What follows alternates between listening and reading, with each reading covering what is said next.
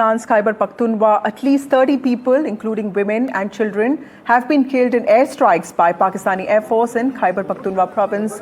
And this happened on Monday. Those visuals there that we have sourced, this incident took place around 2 a.m. is what we understand. And this is when Pakistani fighter jets dropped 8 bombs on a village that is located at the Tira Valley, causing a huge massacre. All of those dead are civilians. Local media reported that many people have also been injured. While the situation remains unclear, there are disturbing pictures and videos of the incident site.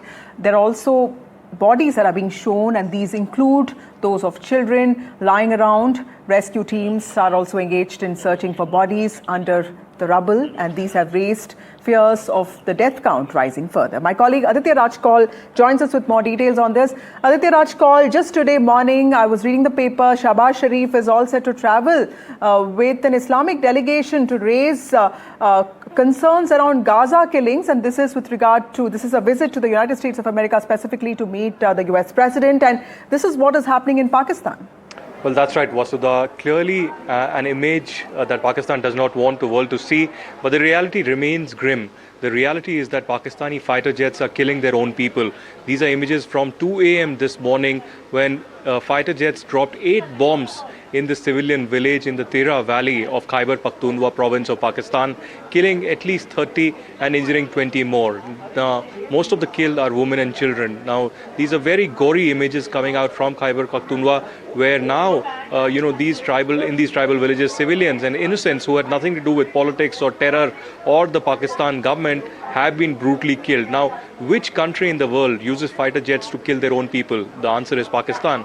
And Pakistan has continuously done it. As you pointed out, the Pakistani Prime Minister Shahbaz Sharif, along with a delegation, also including the Asim Munir, the Pakistan Army Chief, are in United States. They will be meeting Donald Trump for a bilateral, and they will be raising the issue of Gaza, of Palestine, and also perhaps Kashmir. But the reality is, when will Pakistan look into its own backyard of how the killing machines, the killing factories and terror factories are killing their own people? The Pakistani deep state on one hand is sponsoring terrorism against India, but at the same time killing its own people, be it in Khyber Pakhtunkhwa, Balochistan or Pakistan-occupied Jammu and Kashmir.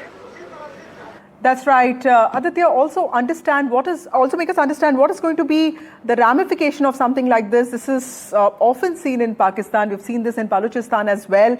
Is there going to be any reprimanding of Pakistan by the international community?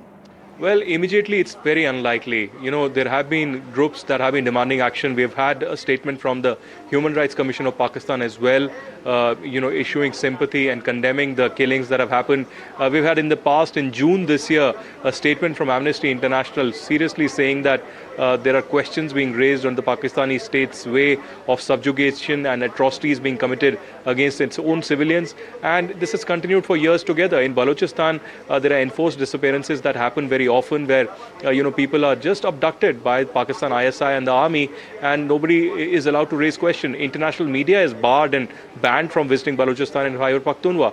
On a daily basis, there are some or the other atrocities that are happening against civilians in Khyber Pakhtunkhwa and Balochistan. A lot of noise being raised in Pakistan by civilians, but no action by several multilateral forums. In fact, it's the United Nations that needs to act here. A lot of Western democracies that have alliance with Pakistan need to also act, end the defense budgets to them, end the kind of aid that they get. Because whatever aid Pakistan gets is used not just for terrorism, but also for really preventing human rights to reach the common civilians in POK, in Balochistan, Khyber Pakhtunkhwa. Right. Thank you, Aditya Rajkaul, for those very important details. Aditya Rajkaul, Senior Executive Editor, Strategic Affairs of NDTV, sharing those very important details of the attack on civilians in Pakistan's Khyber Pakhtunkhwa.